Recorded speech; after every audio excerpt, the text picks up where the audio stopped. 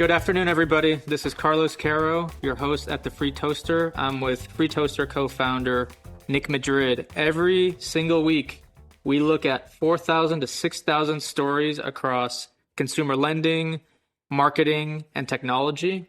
And we find the best 10 to 20 stories and we put them in your inbox. If you're not on our newsletter, check it out. We're at thefreetoaster.com. And on the news pod, we find one story and we dig a little deeper to uncover trends and talk about connecting dots within the business. Before I move to this week's story, I want to thank our sponsors, Bulldog Media Group, Spinwheel, and Fintel Connect. Nick, this week we headlined the Fiserv and Affirm partnership. They're bringing buy now, pay later to debit cards. Your headline for the week was WTF 2026 is debit now credit. Kind of caught us by surprise as we looked at it. And as we've been peeling the onion of the story, I think it's actually starting to make more sense what's going on. But the first thing I noticed was the partnership isn't actually new. The press release read that way to me. But these folks have been working together since 2022, apparently. Fiserv has been enabling their merchants to do installment plans on transactions through the Fiserv network. So this is really just an extension of an existing partnership. What else have you heard about the deal, Nick? Yeah, so what happened this week is that, they moved beyond the merchant side, more to the issuing side, which is like the second half of their big business. And, it's a massive shift. Fiserv is now enabling thousands of financial institutions between banks and credit unions, I think what we collectively call the long tail, to offer Affirm, pay over time capabilities directly on the debit cards. And you and I were talking about, the strategy here. And when we prepped this morning, you used one specific word to help kind of describe this. And you said that they're on the defense. And so tell me more about that. Yeah, no, so one thing I noticed many years ago is, and I think Amex might have been the first that I noticed, but they had a product called Planet, which essentially let a consumer take any credit card transaction and do an installment plan on a specific transaction unit. And since then, I've seen these things at Chase, at Citi. A lot of the big issuers have this functionality. It seems to me like they built it all in-house. In my eyes, it was like this generational thing that was going on where Gen Z, if you look at the data, they lean more towards debit products than they do credit products. And in my view, these big issuers were starting to play defense against that and enabling buy now, pay later on their products to really start to attract some of these folks in the younger generation that like the stability and certainty of fixed payments versus revolving credit. And to me, this partnership between Affirm and Fiserv just lets the long tail of issuers, the credit unions, the smaller banks that don't have the sophistication and technology in-house to build this on their own to still be able to offer it. Yeah, I think it's important because, one of the big things that helps them keep spend in their own ecosystem, like I'm assuming they clearly want that debit interchange. While it might not move the needle and be huge, like clearly they want to keep that close. But more from just the relationship itself, just to keep that spend within the ecosystem is probably, a big goal for them and not having to go off to somebody else to get this quote, buy now, pay later solution. Yeah, Nick, did you see any numbers on that just quantifying the generational trend across credit, debit, or potentially buy now, pay later usage? It's really interesting. I think when we think about who this is for, the target audience, like frankly, I don't think it's for you or me. I think there's a massive generational shift happening, probably to no surprise to many. And we pulled some data where, despite having lower total debt balances, Gen Z delinquency rates have surpassed 10%.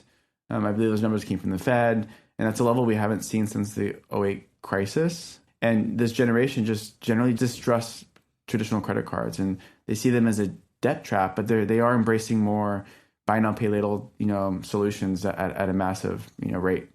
Yeah, I find the whole trend interesting because, we hit this a little bit in the newsletter, but just to put a sharper point on it, I think fintech's done a really good job over the last decade, maybe more, getting access to credit in the hands of folks that historically have been excluded from credit. A lot of the fintechs I see play either in buy now, pay later, or in subprime credit, or earned wage access. Nick, you were at Chime, so you're very close to, or you have been very close to that market.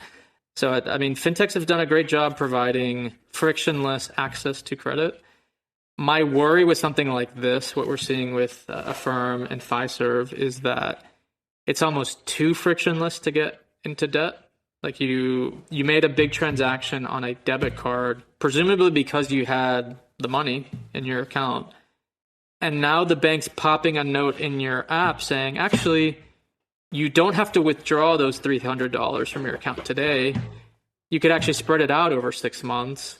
And I could see folks unintentionally getting themselves into a debt situation that they may not have planned for or intended simply because it's so easy.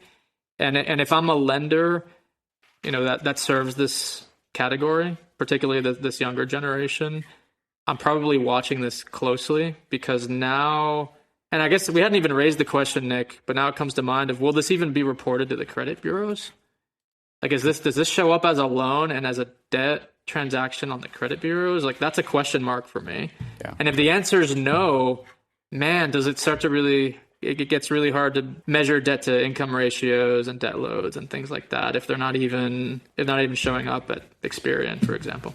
Yeah, and like I think this is a call to action for us where we need to learn more about this Gen Z in general and like the Gen Z shift. I feel like we're sounding a bit like dinosaurs here, and I was trying to think through this, and so if you'll humor me, I want you to re-report this story in a Gen Z language. So just to start our exploration into understanding this. So here's an excerpt. I want you to read it so we can connect with this generation right now, and we'll learn more going on. Am I starting at note to self? Are you game? Yeah. This is reporting on the Affirm Fiserv deal in Gen Z language. All right, here we go. Note to self: bust it down, Roman Emperor style.